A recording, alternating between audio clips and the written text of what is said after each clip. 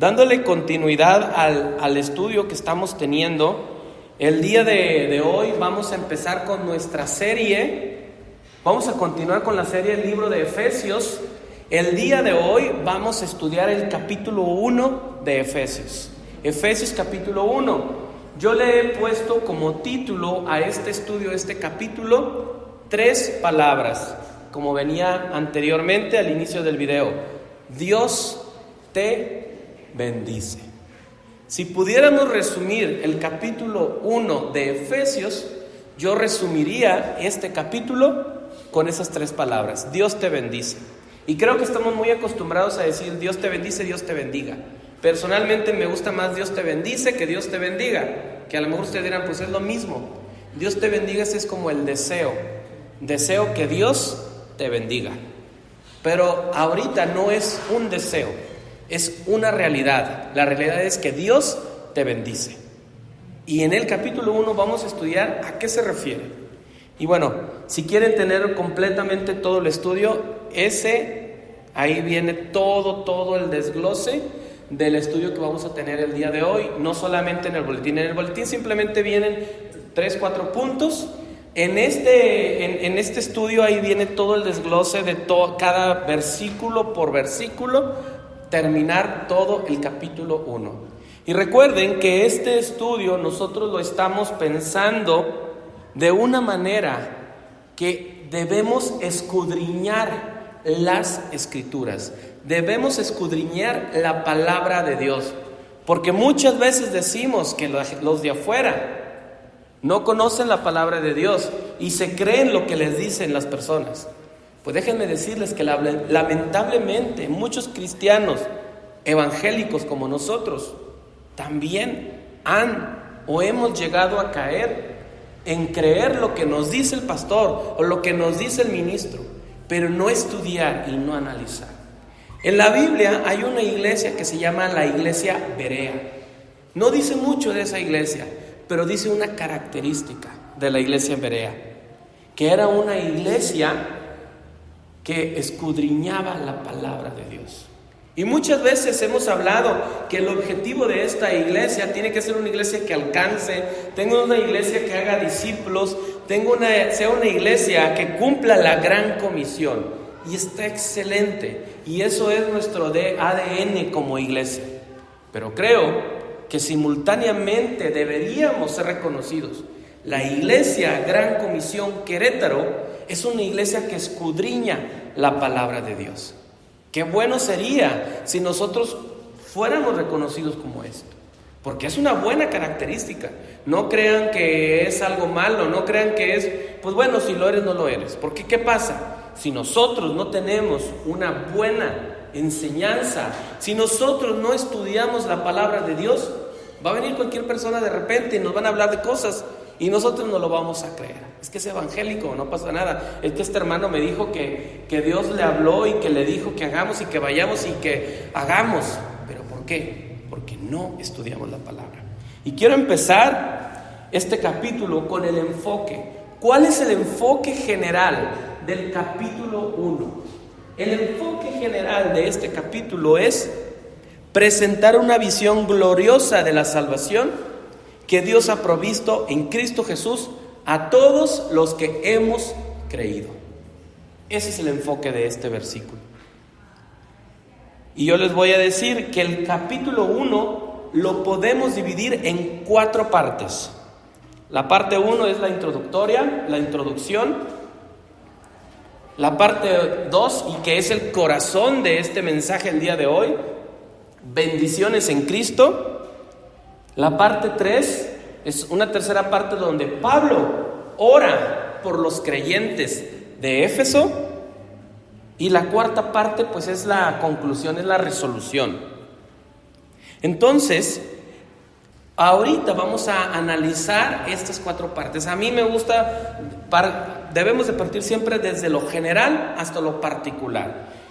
Primero empezamos con Efesios 1, ya vimos cuál es su enfoque, ya vimos cuál es primero empezamos con que todo el capítulo 1 se resume en Dios te bendice. Luego partimos hacia el enfoque general del capítulo. Y ahora vamos a desmenuzar este capítulo. Bueno, el capítulo 1 lo dividimos o lo podemos dividir en 4 partes, las que vienen en su pantalla. Y vamos a empezar con la introducción.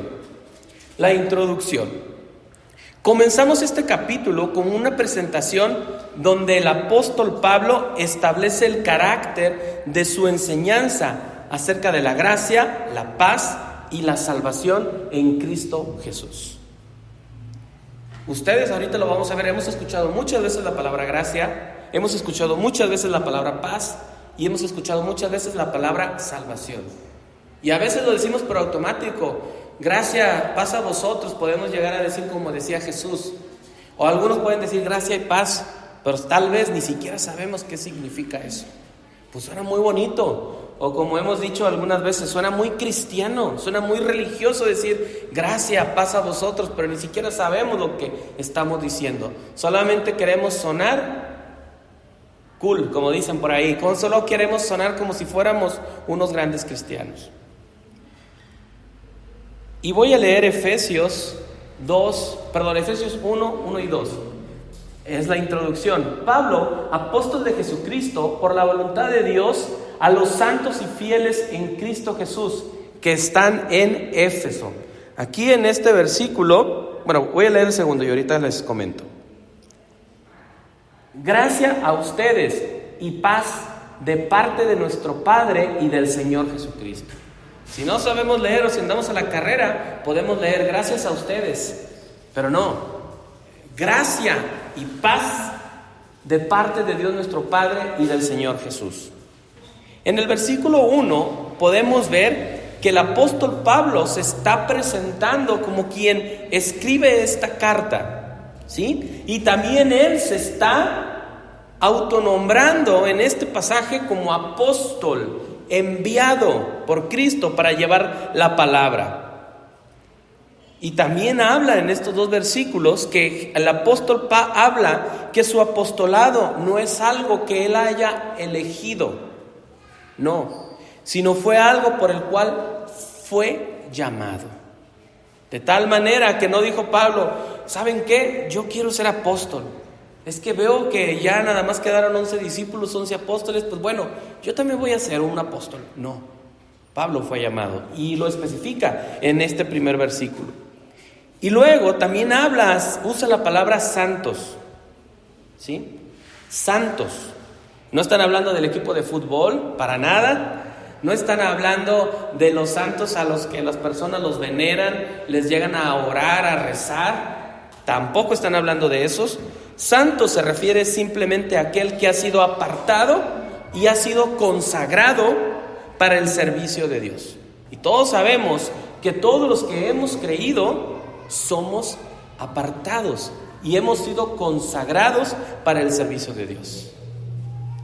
También este versículo usa la palabra fieles, ¿sí? Santos y fieles. Entonces diría ahí, Pablo, apóstol de Jesucristo, por la voluntad de Dios, a los apartados y consagrados para el servicio de Dios y fieles en Cristo Jesús.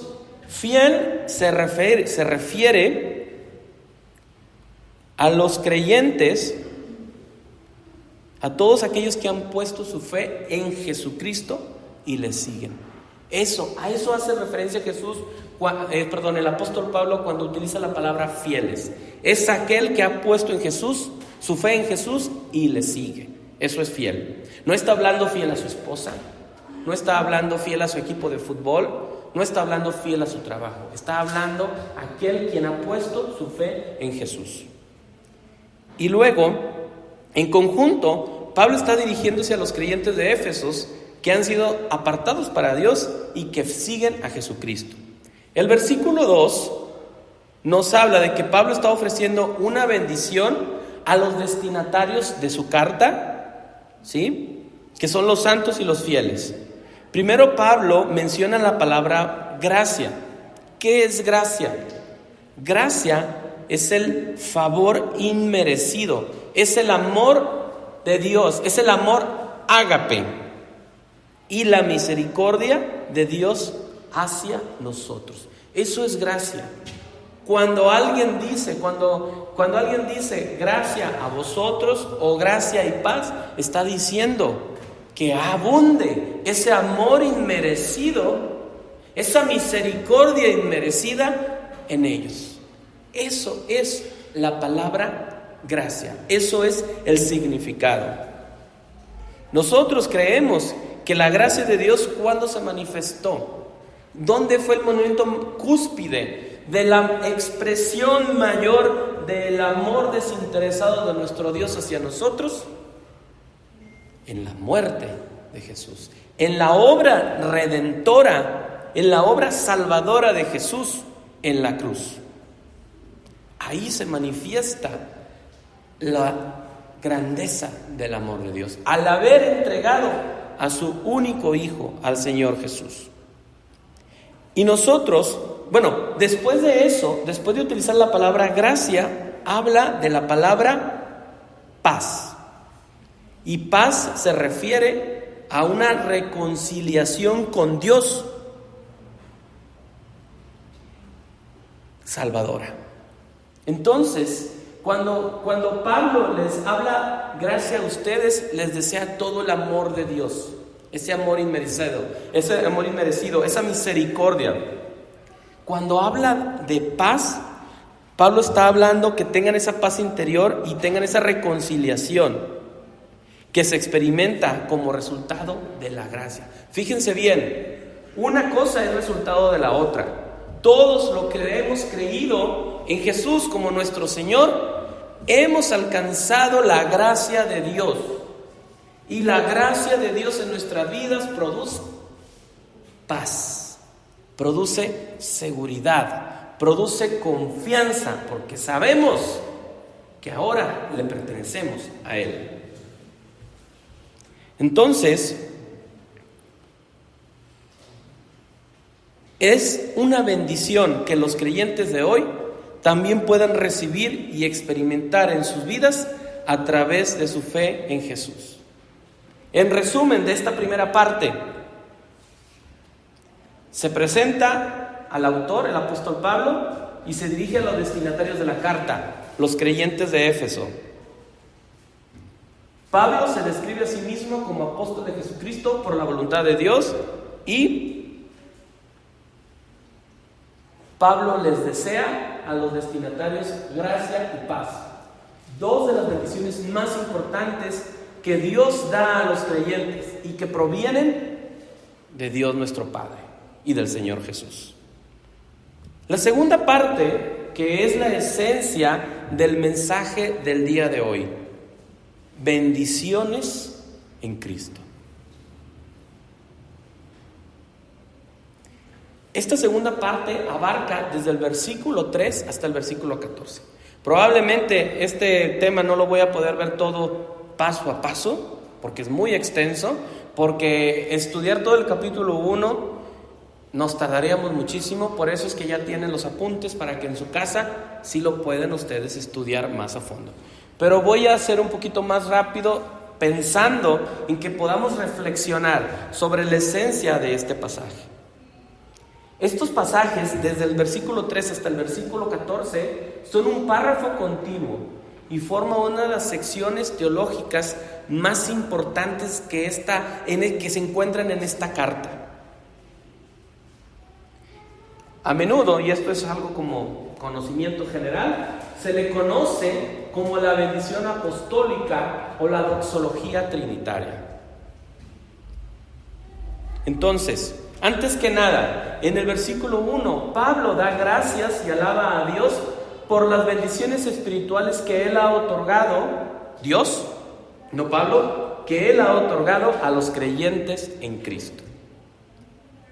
Como dice Efesios 1:3, bendito sea el Dios y Padre de nuestro Señor Jesucristo, quien nos ha bendecido en Cristo con toda bendición espiritual en los lugares celestiales. Y bueno, cuando nosotros decimos a alguien, Dios te bendice, ahorita les voy a dar 5 razones lo que debemos estar deseando cuando le decimos a alguien, Dios te bendiga, Dios te bendice. A lo mejor ustedes ni siquiera lo sabían, ya lo van a saber. Y cuando lo digan, recuerden que cuando ustedes están deseando la bendición de Dios, piensen en Efesios capítulo 1, donde da cinco características de lo que es la bendición de Dios para nosotros. Curiosamente, ninguna de estas 5 tiene que ver con el bolsillo, ninguna. No digo que Dios no te pueda bendecir económicamente, pero la bendición espiritual no es la económica. La primera bendición: Dios nos ha elegido, de acuerdo al versículo de Efesios 1, 4 al 5, como decía el canto, ¿verdad? Escogidos. Dios nos ha elegido, Dios nos ha escogido en Cristo antes de la fundación del mundo, para ser santos e irreprochables delante de Él en amor. La Biblia dice en Romanos 3:10, como está escrito: no hay justo ni aun uno, no hay quien entienda, no hay quien busque a Dios. Todos nos descarriamos como ovejas. Y sigue el pasaje, hablando que nosotros no es que estuviéramos buscando a Dios. Dios fue quien nos encontró. Nosotros estábamos sumidos en nuestro pecado, sumidos en el alcohol, sumidos en las drogas, sumidos en la traición, sumidos en el odio, sumidos en la angustia, en la desesperación. Vino Cristo y su amor nos cautivó. Y lo entendimos y comprendimos. Y entonces tomamos una decisión. Señor, soy pecador. Señor, lo único que merezco es el castigo eterno por mis obras. Pero gracias. Creo en ti como mi Dios, como mi Salvador. Y te entrego mi vida. Le pedimos perdón a Dios. Y dice la Biblia que en el momento que nos arrepentimos es cuando alcanzamos la gracia de Dios. Y por ende tenemos paz en nuestros corazones. Asimismo, nos escogió en Él desde antes de la fundación del mundo, para que fuéramos santos y sin mancha delante de Él. En amor nos predestinó por medio de Jesucristo para adopción como hijos suyos según el beneplácito de su voluntad. Entonces, cuando te dice alguien, Dios te bendiga, está diciendo que Dios te alcanzó, Dios te perdonó. No me quiero adelantar, pero estamos hablando de que Dios te miró. Fue que Dios te separó para su honra y para su gloria.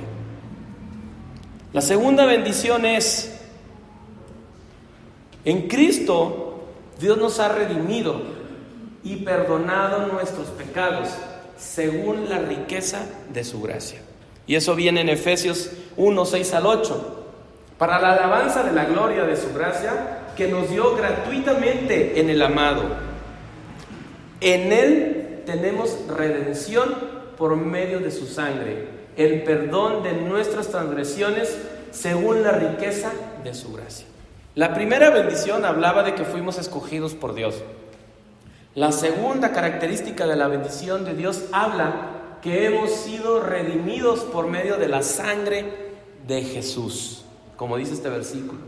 El perdón de nuestras transgresiones según las riquezas de su amor incondicional y misericordia, de su gracia. Y luego dice, la gracia que hizo sobreabundar para con nosotros en toda sabiduría y entendimiento. Esa es la segunda bendición. La tercera bendición, Dios nos ha dado a conocer el misterio de su voluntad, que es llevar todo a la plenitud en Cristo, tanto en lo que está en los cielos como en lo que está en la tierra. Esta tercera bendición tiene que ver con una frase: plenitud en Cristo. Y seguramente ustedes la han escuchado muchas veces y seguramente no saben lo que incluye, el impacto. ¿O alguien sabe qué es la plenitud en Cristo? Suena una palabra media bonita, pero media como que ambiguo, ¿no? O sea, como que plenitud en Cristo. Ahorita se los voy a comentar, porque es bien importante que entendamos, así como entendimos que es gracia, así como entendimos que es la palabra santos, así como entendimos que es la palabra fieles, así como entendimos que es lo que implica tener paz, así es importante que entendamos que lo que dice esta frase: Dios nos ha dado a conocer el misterio de su voluntad. ¿Y cuál es el misterio de su voluntad? En ti, que lleves todo a la plenitud en Cristo, tanto lo que está en los cielos como lo que está en la tierra. En el versículo 9, Pablo está hablando de cómo Dios ha revelado su voluntad a los creyentes, a nosotros. El misterio, fíjense bien, conocer el misterio. ¿Qué es el misterio de su voluntad? El misterio de su voluntad, Pablo se refiere al plan de salvación que Dios ha establecido a través de Cristo. A eso se refiere, todo eso está en sus notas, porque es mucha información. Cuando hablamos ahí, el misterio de su voluntad se refiere al plan de salvación que Dios ha establecido a través de Jesucristo. Misterio de voluntad suena medio raro, pero ya cuando entendemos que eso es el plan de salvación, ok, ya sé que está hablando Pablo ahí en esta parte. Y luego, antes de la venida de Cristo, este plan era desconocido para la mayoría de la humanidad. Pues nadie esperaba. Todos se veían a Jesús como un rey triunfante que iba a derrotar al imperio romano, que iba a aniquilar a todos. Para los judíos ese era un verdadero Mesías. Pero la palabra de Dios, su plan de salvación no era derrotar a los romanos. Su plan de salvación era ese sacrificio de Jesús, la obra redentora de Cristo. Ese era el plan de salvación, ese era el misterio de su voluntad. Ahí Dios dio a conocer el misterio de su voluntad. Dios nos ha dado a conocer el plan de salvación. Y luego menciona la siguiente frase que no me quiero adelantar. Dice: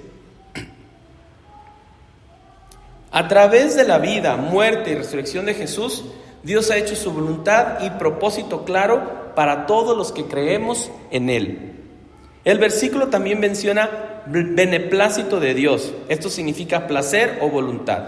En otras palabras, el plan de salvación es algo que Dios decidió por su propia voluntad y placer, y no porque alguien le haya pedido o lo haya persuadido a que lo haga. Dios nos ha dado a conocer su voluntad de salvar a la humanidad a través de Cristo, porque es lo que Él quería hacer. Y ya estamos llegando a lo que quiero yo comentarles de la plenitud. Aquí sí me quiero detener porque esta bendición yo quiero que la entendamos. Luego en el versículo 10 habla de que el apóstol Pablo habla sobre el propósito de Dios en Cristo. Dios tiene un plan para la historia humana y su objetivo es reunir todas las cosas en Cristo. Esto significa que a través de la obra redentora de Jesús, Dios está restaurando y está reconciliando a todos. Dios está llevando a cabo su plan de salvación a todos en el momento perfecto. Y sabemos que este plan no es algo improvisado.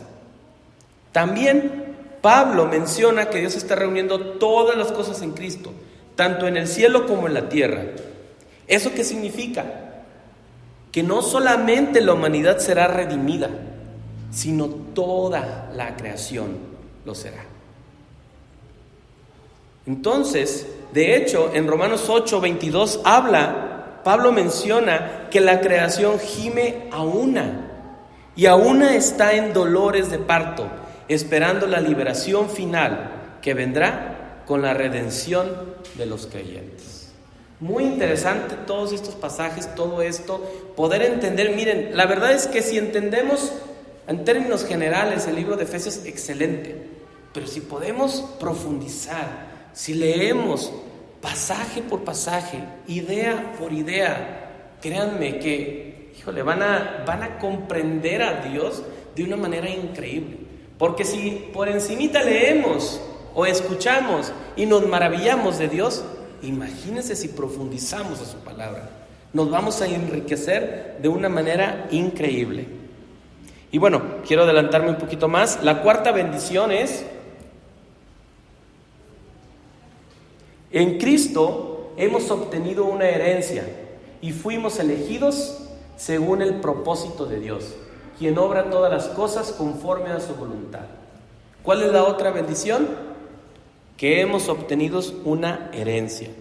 Esto lo menciona en Efesios 1, 11 al 12. En él también recibimos herencia, habiendo sido predestinados según el propósito de aquel que realiza todas las cosas conforme al consejo de su voluntad, para que nosotros, que primero hemos esperado en Cristo, seamos para la alabanza de su gloria. La cuarta bendición habla de una herencia. ¿Y a qué se refiere esto? Como creyentes hemos sido hechos coherederos con Cristo. Por eso, a eso se refiere este versículo, que hemos recibido herencia. ¿Por qué? Porque somos coherederos con Cristo. Entonces, imagínense que compartiremos de la herencia de Cristo. Que para esto es otro pasaje, porque habría que profundizar y hacer un tema que hablemos. ¿Qué significa ser coherederos de Cristo? Si yo me detengo a explicar todo esto, pues bueno, aquí tráiganse la comida y tráiganse el colchón, porque nos vamos a pasar todo el día, porque son temas muy profundos. Pero quiero que ahorita piensen, son coherederos en Cristo. Después les dejo de tarea también que investiguen qué significa ser coherederos en Cristo. Eso es algo muy, muy interesante. También en el versículo 12, el apóstol Pablo está hablando acerca del propósito último de la elección, que ya lo habíamos hablado anteriormente. Y por último, la quinta bendición. En Cristo también hemos creído. Fíjense bien, este versículo Frankie lo estuvo mencionando, creo que ayer. También hemos creído y hemos sido sellados con el Espíritu Santo, quien es la garantía de nuestra herencia hasta la redención final de la posesión adquirida por Dios. Este versículo también quiero leérselos punto por punto, porque es crucial. En el cristianismo, este mensaje es crucial que ustedes lo entiendan, porque nos habla de una seguridad de nuestra salvación. Lastimosamente, muchos creyentes no sabemos o no llegamos a saber o llegamos a pensar que la salvación no la tenemos garantizada. Pensamos que la salvación hoy la tenemos, pero mañana quién sabe. Pensamos lastimosamente. Entonces, ¿qué vemos ahí? En un creyente que afirma decir que ha confiado en Jesús y le decimos, ¿vas a ir al cielo cuando mueras o no? Y tú dices, no lo sé. Cuando dices no lo sé, es porque no has entendido la redención de Cristo. Y en este versículo se los voy a explicar. La frase sellados con el Espíritu Santo se refiere a la obra del Espíritu Santo en la vida de los creyentes. El Espíritu Santo es la promesa de Dios para los creyentes y es el sello o la marca de la posesión. Así, ustedes han visto, discúlpenme el ejemplo que les voy a dar, pero creo que es el ejemplo más práctico. ¿Han visto ustedes que algunos ganados, algunas vacas tienen aquí una marquita? Y viene como que el nombre del dueño, ¿no? Así somos nosotros. Como si fuéramos unas vaquitas, viene el Espíritu Santo y me pertenece.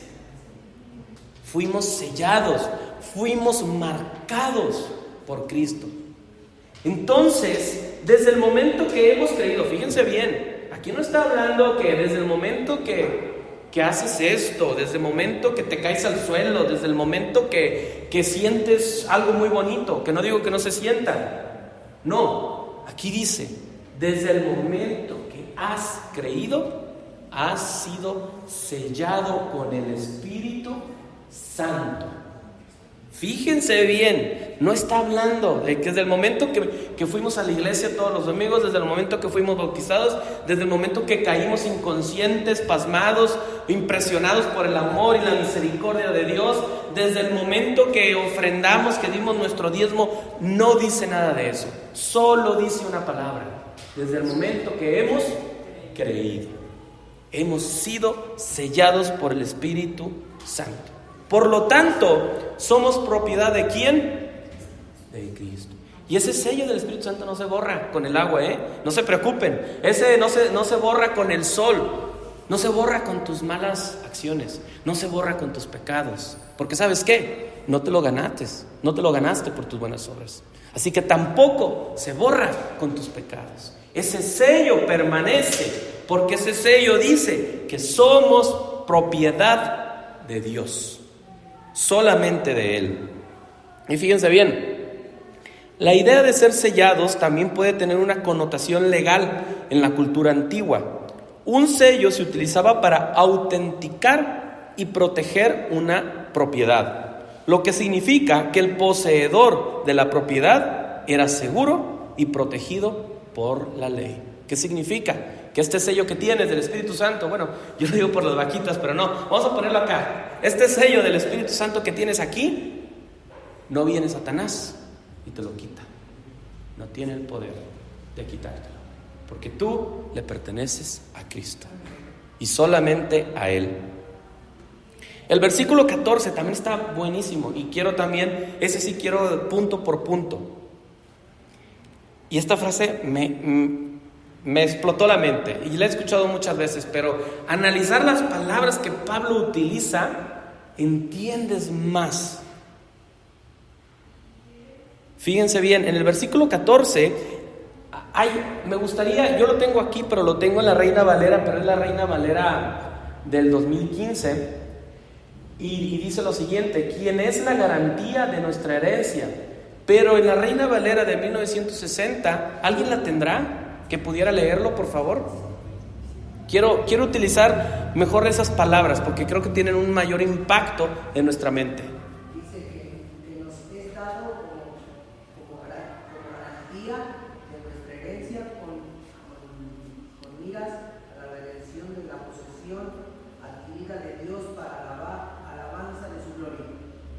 Perfecto. Ok, así vamos a dejarlo. Pero en estos versículos también habla que el Espíritu Santo es o representa o son las arras, ¿sí? Que es las arras de nuestra herencia hasta la redención de la posesión adquirida para la alabanza de su gloria. Exactamente. En la Reina Valera utiliza la palabra arras. Y si entendemos qué significa la palabra arras, lo que significa el simbolismo de las arras, vamos a comprender completamente, ampliamente, de qué manera el Espíritu Santo son las arras en nuestra vida, ¿sí? La palabra arras proviene del griego arrabón y se refiere a un pago inicial. Fíjense bien, pago inicial. Un depósito o una garantía que se hace como compromiso de una transacción futura. Luego, en este caso, el Espíritu Santo en tu vida son esas arras, son ese anticipo, son esa garantía de la herencia que tendremos algún día. O sea, que ahorita tienes el Espíritu Santo en tu vida. Es un adelanto. Cuando venga la redención completa de nuestros cuerpos, cuando seamos redimidos completamente, cuando no tengamos más esa lucha entre el bien y el mal, porque tenemos el Espíritu Santo, pero aún continuamos peleando con nuestro viejo hombre. Dios nos ha dado las arras. El Espíritu Santo es esa garantía que hay en tu vida. Y qué maravilloso. En otras palabras, el Espíritu Santo es un adelanto de lo que los creyentes van a recibir en un futuro, cuando se complete la obra redentora en tu vida. Son las arras. Cuando ustedes, a los que nos hemos casado, les damos a nuestra esposa, estas son las arras, es como una garantía, es un simbolismo, es como un pago inicial para en un futuro. Cuando nosotros separamos, bueno, a lo mejor no es lo mismo, pero es algo parecido. Cuando rentamos un lugar, damos un depósito, damos una garantía, o cuando sacamos un crédito, damos una garantía para que posteriormente vamos a hacer el pago completo de lo que nos corresponde. Entonces, la herencia a lo que Pablo se refiere aquí es la vida eterna. Ya había dicho ahorita cuál era la herencia. Bueno, es vida eterna y todas las bendiciones espirituales que vienen con ella. Porque tenemos la seguridad de nuestra salvación. Y como decíamos ayer en el taller, los que no pudieron estar, déjenme decirles que lo lamentamos, pero se lo perdieron. Fue muy bueno, pero esperamos que lo puedan tomar en otro momento. Pero la vida eterna, hay una frase muy obvia y honestamente la primera vez que lo escuché hasta me dio algo de risa, pero decía así tal cual: la vida eterna es eterna. Y sí es cierto. Y suena tan lógico, tan absurdo de que como que la vida eterna es eterna. Pues sí, pues dice vida eterna. Entonces, ¿por qué estamos dudando de que si vamos o no estar con Cristo? Si una frase es realidad, ¿por qué dudamos? Si ya tenemos el sello del Espíritu Santo, ¿por qué andamos dudando dónde vamos a ir?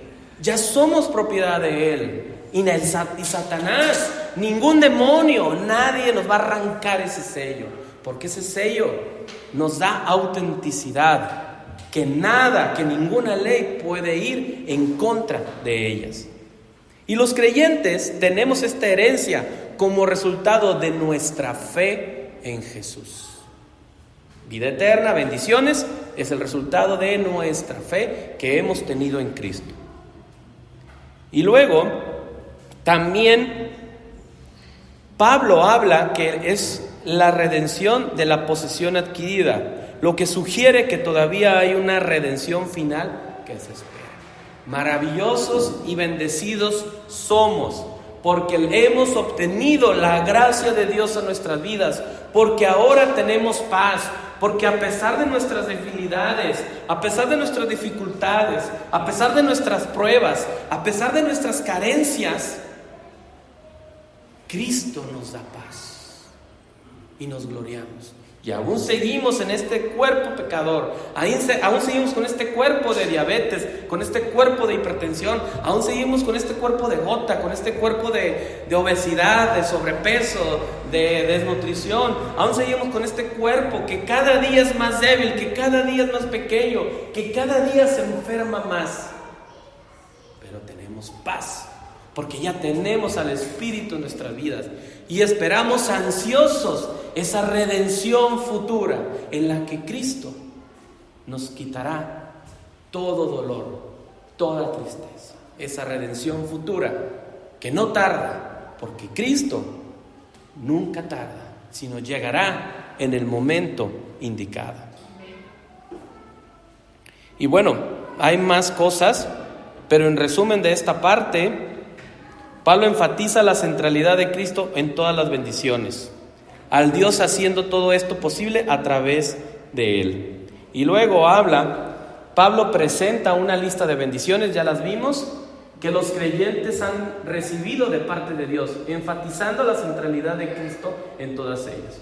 Es un pasaje muy profundo y significativo, que expresa la gracia y el amor de Dios por su pueblo elegido. Así que ya sabes todo lo que deseas cuando le dices a alguien: Dios te bendice. Herencia, vida eterna, perdón, elección, tantas cosas. Cuando decimos Dios te bendice, todo eso estamos recordándole. Entonces, cuando alguien te diga Dios te bendiga, recuerda el capítulo 1 de Efesios. Dios realmente te bendice. Y bueno, para empezar a cerrar, oración por los creyentes. Esto habla del 15 al 23. Pablo expresa su gratitud por la fe y el amor de los efesios, y les ofrece una oración pidiendo que Dios les dé sabiduría y revelación para que puedan conocer mejor a Dios y a su pueblo. Pablo comienza diciendo que ha oído hablar de la fe de los efesios, los creyentes, y del amor hacia Jesús y hacia los demás. Qué bonitos sean. Oye, los cristianos de Gran Comisión Querétaro los reconocemos porque tienen una fe grande y también tienen un amor grande por Jesús y por los demás, hacia todos los demás. Oye, que digan, no, estos de cristianos de Gran Comisión Querétaro, no, pues aquí están muy bonitos, pero luego allá se empiezan a hablar, fíjate que el otro y no se ayudan. Qué triste sería que Dios nos viera así, pero qué bonito sería que Dios nos reconociera como fieles y como amorosos, amando a Dios y al prójimo, porque si nada más amas a Dios y aborreces a tu hermano, no amas a Dios. Es una mentira. Luego, en este pasaje, Pablo expresa su deseo de que Dios les dé sabiduría a los creyentes y revelación en el conocimiento de Él. Yo te digo algo, pídele a Dios sabiduría, pídele a Dios sabiduría. Y ahí te va también una pista para que tengas sabiduría. Ora, primero que nada, pídela. La segunda pista es ponte a estudiar la palabra de Dios. No vengas a que Dios dame sabiduría y aquí estoy y no leo la palabra y quiero que venga una revelación divina a nuestras vidas. No esperes eso. Ponte a leer la palabra de Dios. Si quieres conocer a Dios, lee la palabra de Dios. Y luego, en esta parte dice, para que puedan comprender la esperanza a la que han sido llamados. Fíjense bien, para eso necesitamos sabiduría, para aprender más acerca de la esperanza que tenemos. La riqueza de su herencia en los santos. Ya dijimos que es herencia, vida eterna, bendiciones. Y luego, y la extraordinaria grandeza de su poder en nosotros los creyentes. Si tú no pides sabiduría a Dios y no te pones a leer la palabra de Dios, no vas a comprender la esperanza que tenemos. No vas a entender la riqueza de la herencia que tenemos, ni tampoco vamos a entender la extraordinaria grandeza del poder de Dios a nosotros. Fíjense lo que nos estamos perdiendo por no conocer la palabra de Dios. Muchísimas cosas bastante importantes. Pablo enfatiza que es poder de Dios, que este poder de Dios, fíjense bien, es el mismo que demostró cuando resucitó a Cristo de entre los muertos y lo exaltó por encima de todo gobierno, autoridad, poder y señorío, y por encima de todo nombre que se pueda nombrar, no solo en esta era, sino también en la que está por venir. Aquí esta frase habla, creo que ahí faltó una parte, que el mismo poder que resucitó a Cristo de entre los muertos y lo levantó sobre cualquier nombre, es el mismo poder que tenemos en nuestras vidas. Qué maravilloso saber eso. Es el mismo poder, porque es el mismo Espíritu. Y subraya Pablo en este pasaje que Dios ha puesto a Jesucristo como la cabeza de la iglesia. ¿Quién es la cabeza de Gran Comisión? Cristo, no es el Papa. No, es obvio, ¿verdad? Pero tampoco es Billy Graham, tampoco es, ¿quién más puede ser? Nelson Guerra. Nelson Guerra es el director de todas las iglesias de Gran Comisión. ¿O cómo se apellida? De Latinoamérica, exactamente. De así se llama Nelson Guerra. Él tampoco es el Papa. Tampoco es ¿qué otro predicador muy interesante ustedes pueden escuchar? Bueno, ¿perdón? Alducini o alguien así. Él tampoco es nuestra cabeza. La cabeza de Cristo, la cabeza de la iglesia de nosotros es Cristo. Y ustedes y yo somos el cuerpo, porque somos la iglesia. ¿Quién es nuestra mente? Cristo. ¿Quién mueve la mano? ¿Quién mueve la otra mano? ¿Quién mueve los pies? Cristo. Vivamos como tal. En resumen de la parte 3, Pablo expresa su gratitud por la fe y el amor de los efesios y pide que Dios les dé sabiduría para que puedan entenderlo. Él les recuerda que el mismo poder que resucitó a Cristo está disponible para ellos. El mismo poder que resucitó a Cristo está disponible para ti, para Álvaro, para Alejandra, para Juan, para Hatsiri, para Alexis, para Olaf, para todos. El mismo poder que resucitó a Cristo de los muertos está disponible para todos nosotros. Y si ese mismo poder es una realidad o está disponible para nosotros, vivamos, aprovechemos.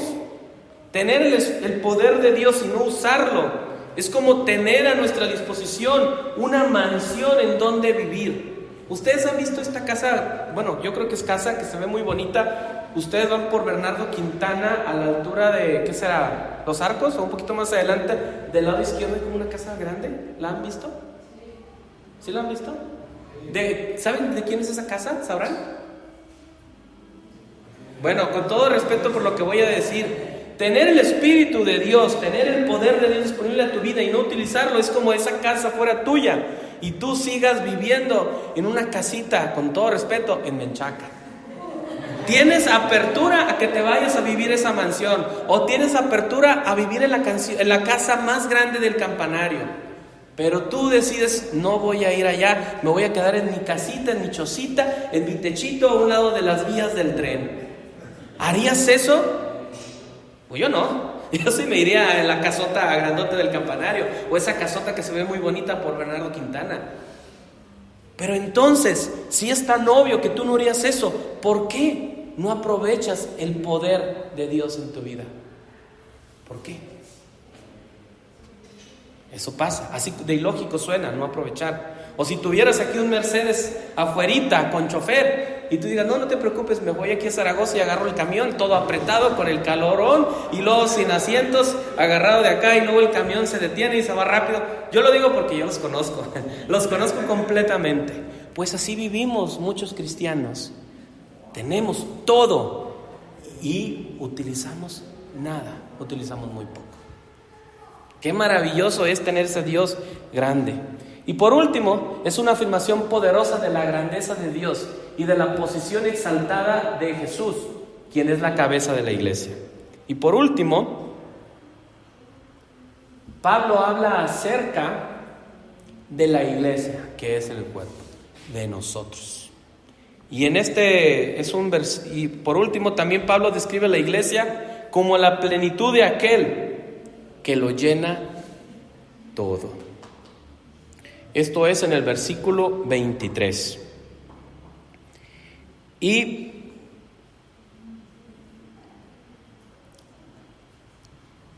Pablo bueno, ya lo mencionamos. Me gustaría tocar un último comentario acerca de qué es la plenitud de Cristo. La plenitud de Cristo. Y aquí tenía un apunte. Fíjense bien, Pablo dice que la iglesia es la plenitud de aquel que todo lo llena en todo. Esta frase significa que la iglesia es el medio por el cual Dios lleva a cabo su obra del mundo. O sea que Dios trabaja por medio de la iglesia, no por medio individual, no por medio de Chuy, no por medio de Elvira, por medio de la iglesia. Es como Dios hace su obra. Claro, la iglesia es Chuy, la iglesia es Hatsiri, la iglesia es Álvaro, la iglesia es Alexis, la iglesia es Mario, la iglesia es André, la iglesia soy yo. Pero Dios obra a través de la iglesia, no a través del gobierno, no a través de una empresa, a través del organismo vivo, el cuerpo de Cristo. Y bueno, conclusiones. Es una declaración de la grandeza de Dios y su amor por su pueblo elegido. Pablo enfatiza que somos bendecidos y elegidos por Dios para ser parte de su pueblo santo y sin mancha en amor. Y también Pablo destaca la importancia de comprender la grandeza de Cristo y su poder como la cabeza de la iglesia. Para terminar, ¿qué te llevas?